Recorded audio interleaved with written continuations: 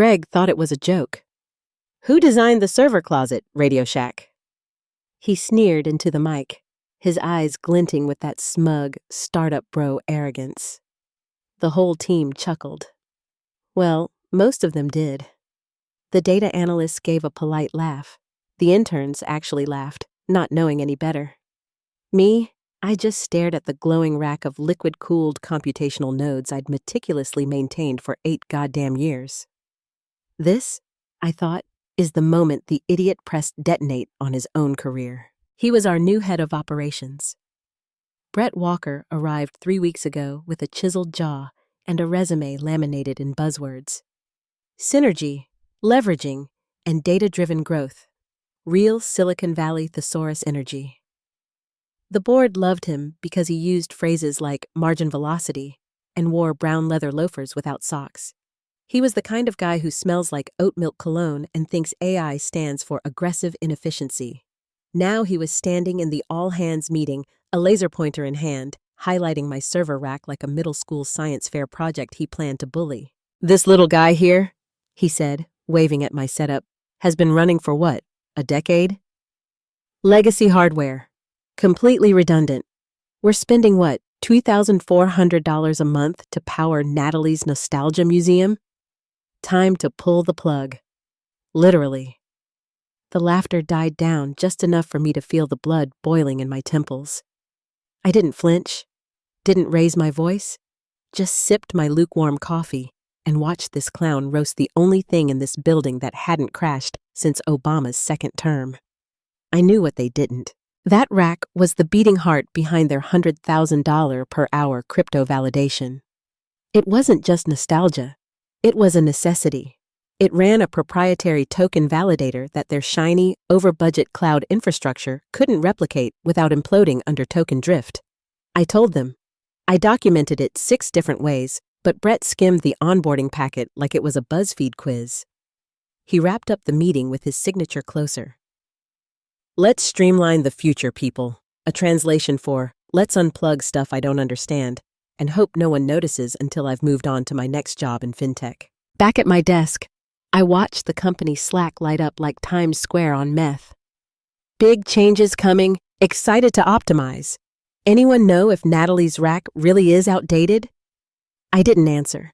I just logged into the validator node one last time, exported a full activity mirror to my private terminal, and tagged one file with a single word: pending. I had built that rack myself, sourced the parts on nights and weekends, kept the scripts lean, the protocols airtight. It was a Frankenstein's monster of efficient, brutal code. No fluff, no APIs with cute names, just performance. It didn't care about morale. It processed data, fixed asynchronous bugs, and patched token conflicts in real time, quietly and perfectly until now. I packed my plants into a tote bag, closed my laptop, and walked past Brett's office on the way out. He was laughing again, something about finally getting rid of the clutter. I smiled, nodded at him, and threw him because I knew what was coming. They didn't unplug a server. They unplugged their parachute. A couple of guys from facilities rolled in around 8:47 a.m., one sipping an energy drink, the other chewing a granola bar like it owed him money. Neither of them had a clue what they were touching. I watched from the corner of the server room, arms folded, as they yanked the power leads like an old Christmas tree being tossed out in January. "Got orders from Brett," the taller one muttered. "Unplug the nostalgia stack." The nostalgia stack. That's what he called it. Like it was a dusty pile of VHS tapes instead of the only thing standing between us and a full-blown transactional breakdown. The leads dimmed one by one, like little dying stars.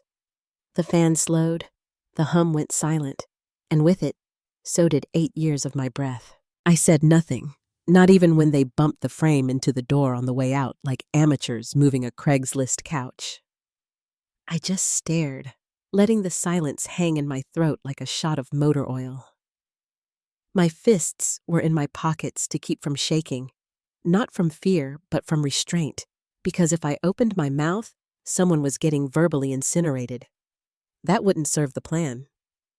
I had already started the plan the night before, while Brett was probably polishing his PowerPoint transitions.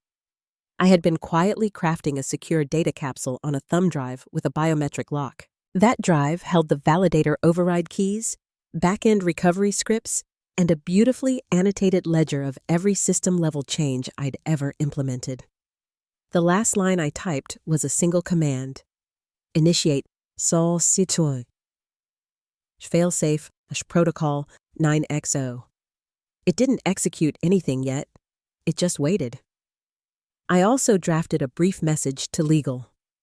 Nothing threatening, nothing aggressive, just documentation. The kind of email that gets archived and ignored until suddenly it isn't. At 9:22 a.m., I walked to my desk, grabbed my coffee mug, a folder of onboarding forms, and a single red envelope marked, "If found, please return to Natalie P." Inside was a dead USB stick from 2014 and a paperclip, just enough to confuse someone if they got curious.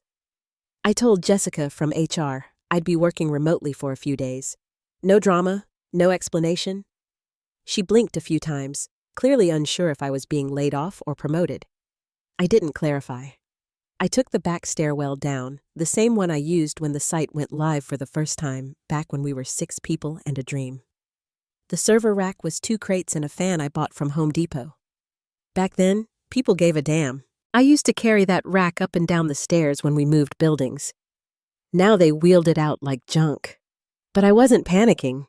Panic is a luxury for people who don't have a plan. I had one.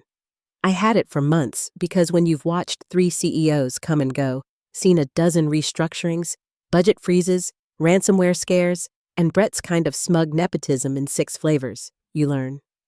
You don't scream, you don't argue, you wait. At home, I booted up the mirror node, my node, a quiet little clone of the system nobody knew about, humming in a temperature-controlled closet I built after the 2020 server room flood taught me the value of redundancy. I watched the logs flicker across the screen.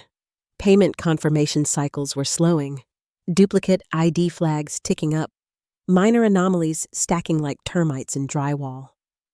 They hadn't noticed yet, but they would. And by the time they realized what Brett had done, unplugging the validator, the real validator, they'd already be bleeding. Refunds, failed orders, broken promo codes, ghost carts haunting their CRM. Me? I'd be sipping tea, waiting for the knock. Not because I wanted it, but because they would need it bad. It started like all tech meltdowns do, quiet, irritating, and conveniently someone else's fault. 2 days after the rack was wheeled out like a busted jukebox, the first ticket hit the help desk queue. A customer reported getting double refunds for a single canceled order. Then another, then 6 more, all different regions, all within a 2-hour window. The refund queue backed up like a clogged toilet, but no alarm sounded yet, just mild concern and the usual vendor shrug. Our outsourced IT team, a bunch of smug bastards halfway across the country with synergy in their job titles, called it regional congestion. They said it was a DNS issue, maybe latency from a failover node syncing improperly. Their fix? Purge the session cache and restart the microservice. Classic tech support, bingo. Meanwhile, the order queue started throwing errors like a slot machine with a grudge. Transactions were stuck in processing. Payment tokens were timing out. Customers were refreshing for hours, then giving up and buying somewhere else. But the cloud dashboard still said operational, which is corporate speak for don't look behind the curtain. In the morning stand-up, Brett popped into the Zoom call with a fresh haircut and that same teeth-whitening strip smile. "So, we had a little turbulence, but all systems are go, right?" Then he laughed. "Maybe someone should just reboot the cloud." I watched it from my kitchen table, earbuds in, feeding my dog the crust from my toast. Brett's voice sounded like cheap whiskey mixed with a drum circle. Every syllable made me want to set fire to a fiber cable. He didn't know. Not yet. What Brett never understood, what none of them did, was that the server rack hadn't just run the validator. It corrected it. It patched asynchronous token drift in real time. You know how you can spin a coin and it looks like it's standing still? That's what my rack did to the transaction stream. It balanced chaos into precision. Without it, token IDs aged too fast, timeouts overlapped, and refunds doubled because the backend couldn't confirm state without locking up. It wasn't a bug, it was entropy, a slow, math-based disintegration, and they just let it loose. I leaned back in my chair and opened my private terminal. My mirror system, humming in its own little digital quarantine, had been quietly watching everything. Every lag spike, every abandoned cart, every misfire was flagged with an ID like hash validate protocol miss. The logs didn't lie. Unlike Brett, a drip became a trickle became a leak. By midday, sales metrics showed a 6% variance between confirmed transactions and revenue capture. It's still within tolerance, Brett said, because he didn't understand that variance is compound. He ended the meeting early to focus on deliverables. Translation: call a friend who once built a Shopify plugin and ask for advice. I didn't gloat. Not yet. There's no joy in watching a plane crash you warned them about, just a grim inevitability. I didn't want chaos, but I knew it was coming. I could see it blooming in the logs like rot. Silent, beautiful, unstoppable. Entropy doesn't scream. It whispers. By Friday morning, the dashboard started lying. To be clear, they weren't just wrong. They were contradicting each other in real time. The sales team saw a 1480K day. Accounting saw 1312K. Marketing's dashboard insisted we'd hit 1530K and tried to run a celebratory Slack emoji parade. Then someone pulled up the refund totals, 1.97K. But nobody could reconcile what the hell we actually earned. It was like the company was being haunted by ghost revenue. One of the accountants, Linda, bless her overworked, undercaffeinated soul, lost it in the team chat. Are we making money or hemorrhaging it because QuickBooks says we're both? The complaints, Jesus, they came in waves. Order still stuck in processing. I was charged twice and got nothing. I canceled yesterday and still haven't gotten my money back. One guy threatened to report us to the Better Business Bureau and his cousin who worked at Channel 8. I marked that one for later. He seemed like a man of action. Then came the dev ticket that lit the fuse. A junior developer named Ethan, fresh out of college, still believed management read documentation and a detailed report to engineering flagged red and labeled urgent. I read the whole thing from my mirror system while sipping lukewarm coffee. Token loop mismatch, his exact words. It looks like the backup validator isn't compensating for asynchronous token delay. The timestamps are diverging too fast. We're stacking orders before we close the prior ones, basically creating digital echo transactions that don't finalize properly. It was beautiful, poetic, and accurate. It was also his last act as an employee. Brett, in his infinite wisdom and insecure jaw-clenching panic, fired him on the spot. He said Ethan was spreading unnecessary drama and disrupting morale with theoretical panic. No severance, no HR rep present. Just a digital pink slip and a Slack message that said, "Thanks for your service, Ethan." I watched it unfold. Ethan's access was revoked. His email signature blanked just like that. Another loose thread snipped before it could unravel the quilt Brett was using to tuck in his ego. That's when I sent the email. No name, no threat. Just a soft, sweet little note to the legal team, routed through a secure third-party relay. Protocol Echo 9. Reference lines 45 to 78 in Validator Patch Notes V2.7b. Suggested reading timeline, immediate. Short, surgical. Just enough to spook a lawyer into digging. Protocol Echo 9 wasn't public knowledge. It was an internal patch reference I buried in the infrastructure manual 3 years ago, detailing the exact scenario we were now living through. A failsafe for token drift failures in the absence of real-time synchronous correction. AKA, what happens when you unplug my damn server? I didn't want to burn the place down, but legal's job is to fear the smell of smoke. By close of business, half of engineering was in triage mode. The sales team was asking for manual overrides, and Brett was off-site taking calls, probably stress Googling things like how to diagnose cloud failures and junior dev sabotage reel. He wouldn't find an answer because the answer was me, and I hadn't even touched a damn thing. The emergency meeting invite came in at 7:58 a.m. on a Saturday. Subject line, Q2, System Sync Touchpoint, which is Brett speak for, "Oh God, the plane is on fire and I just taped over the altimeter with a smiley face sticker." 12 people joined the Zoom. Only 2 turned their cameras on. Everyone else looked like they'd either been crying or calculating how long they could coast on severance. Brett, of course, looked like he'd just applied under-eye concealer and practiced his lines in front of a ring light. "Okay, team," he began, flashing that used car grin.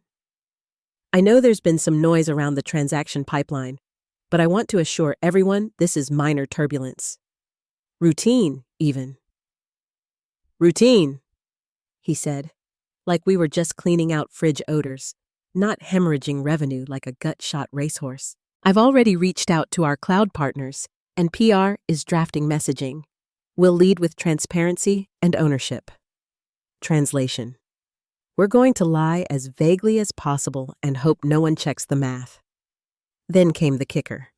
As for the validator logs, engineering's on it. We've got backups of backups. It's just a visibility hiccup. My phone vibrated. A former colleague, Mark from Backend, texted, "You locked it, didn't you?" I didn't reply. Not because I didn't want to, but because there was nothing to say. He knew. They all knew now. Brett was bluffing like a man playing poker with Uno cards. Those validator logs, the ones showing where the payment flow was rupturing, where refunds were triggering without corresponding charge closures, were tied by design to a secure encrypted certificate. And that was tied to my fingerprint and a passphrase so weirdly specific no AI could guess it if you gave it a century and a whiteboard. And Brett? Brett couldn't even spell asynchronous without help.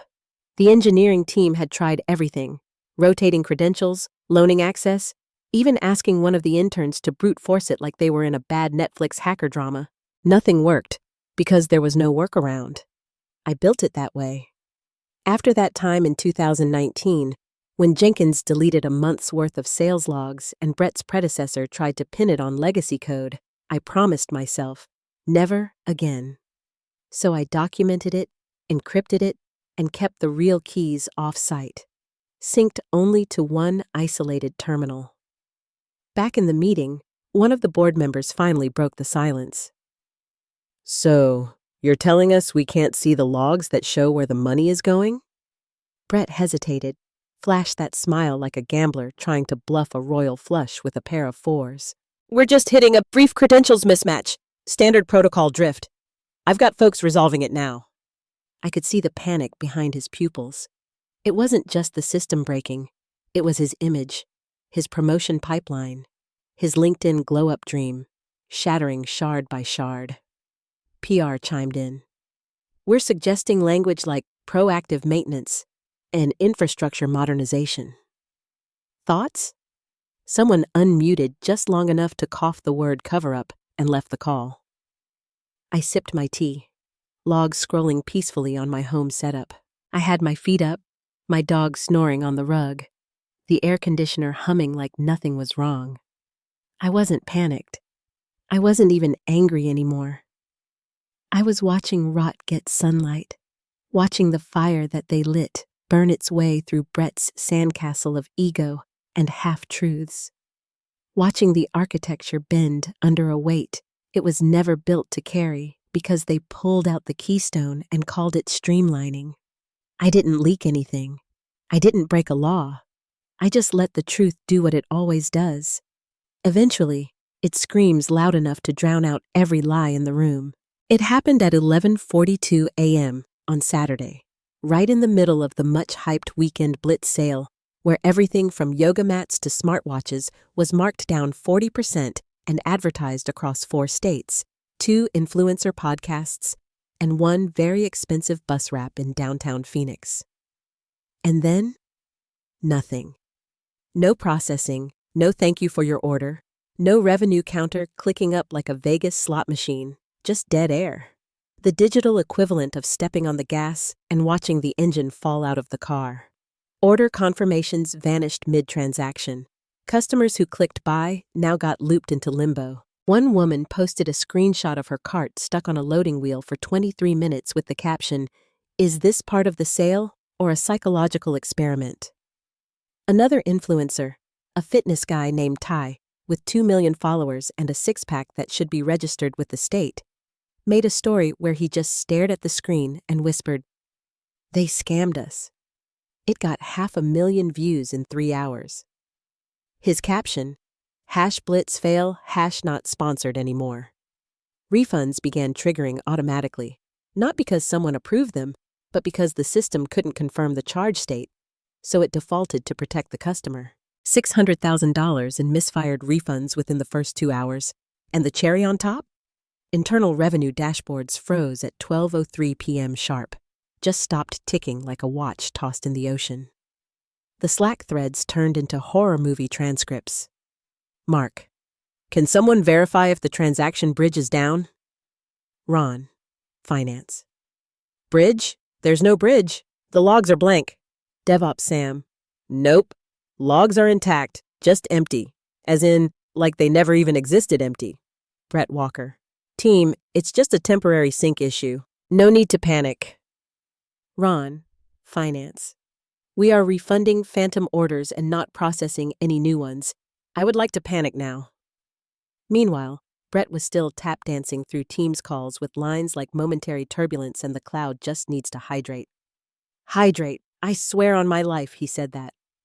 Legal started poking around again, asking for Protocol Echo 9 documentation. One of the more nervous attorneys CC'd me by mistake. I didn't reply.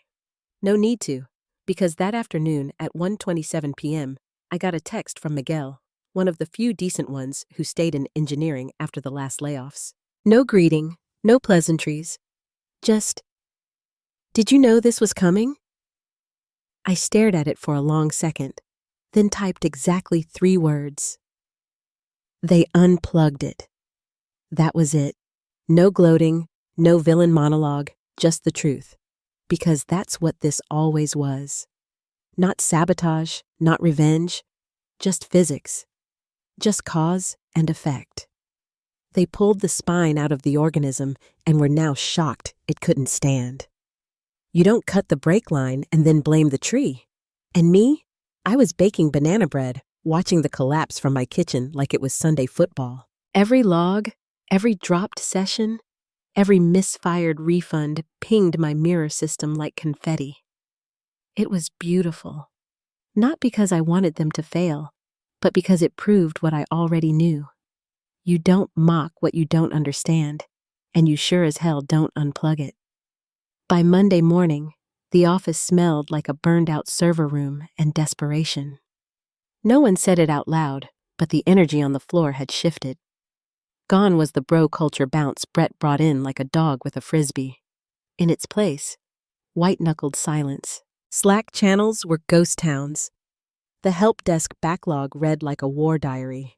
The refund queues had metastasized, and worst of all, no one could say exactly how much money we'd lost.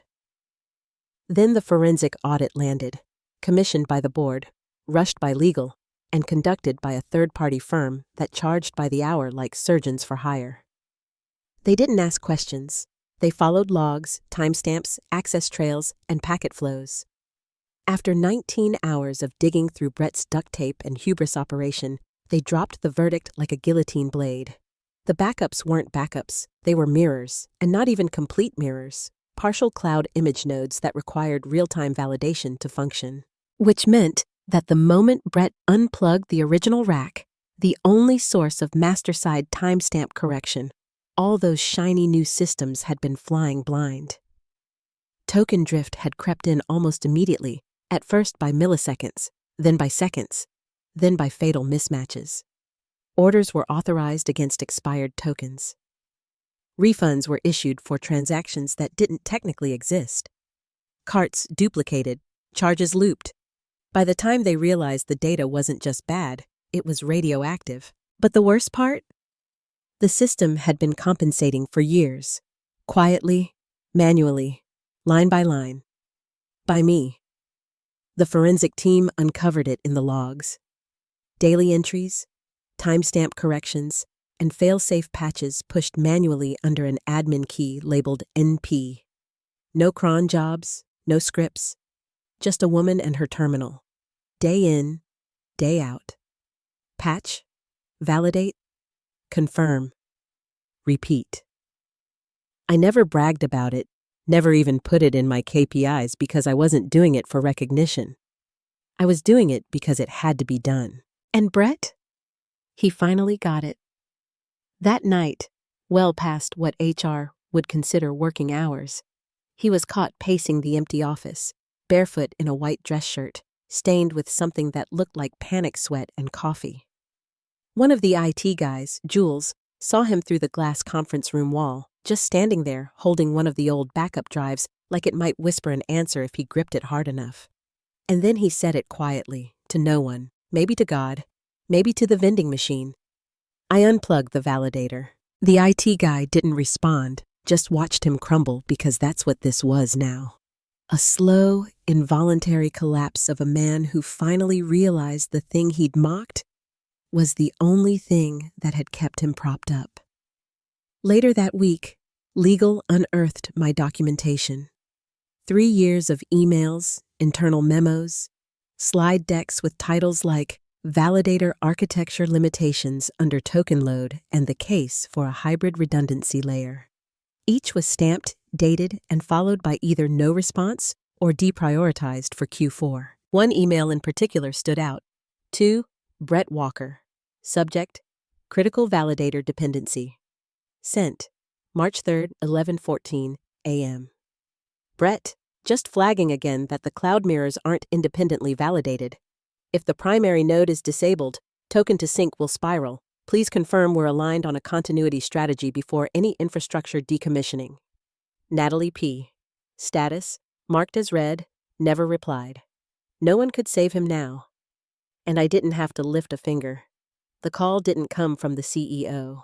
It came from Rachel, their crisis PR fixer. A cool voice, a Manhattan zip code, the kind of woman who could stop a media leak with one hand and ruin a man's NDA with the other. She left a voicemail so polite it practically curtsied, asking if I'd be open to a confidential conversation regarding a strategic advisory opportunity. Translation: The house is on fire, and you're the only one who remembers where the extinguisher is. I didn't respond right away. I finished my coffee, took the dog for a walk, and watched the sun rise like it owed me interest. I let them marinate. Then I replied with an email that contained no greeting, no fluff, just my terms. 3-month retainer, paid in full up front. Full administrative access, no oversight. I pick my own hours, my own tools, and who I do or don't speak to. Brett Walker is removed publicly by Monday. No leave of absence. No transitioning roles. I want his badge deactivated and his Slack profile grayed out before I plug in a single goddamn cord. 4 hours later, the contract came through. Signed, sealed, every line approved. They didn't even negotiate. They just added a line that said, "Welcome back, Natalie. Thank you." Pathetic. The next morning, I arrived at 8:01 a.m. Not because I had to, just because I knew the early crowd would see it. Same parking spot, same boots, same ID badge. Only now, it buzzed with a different weight.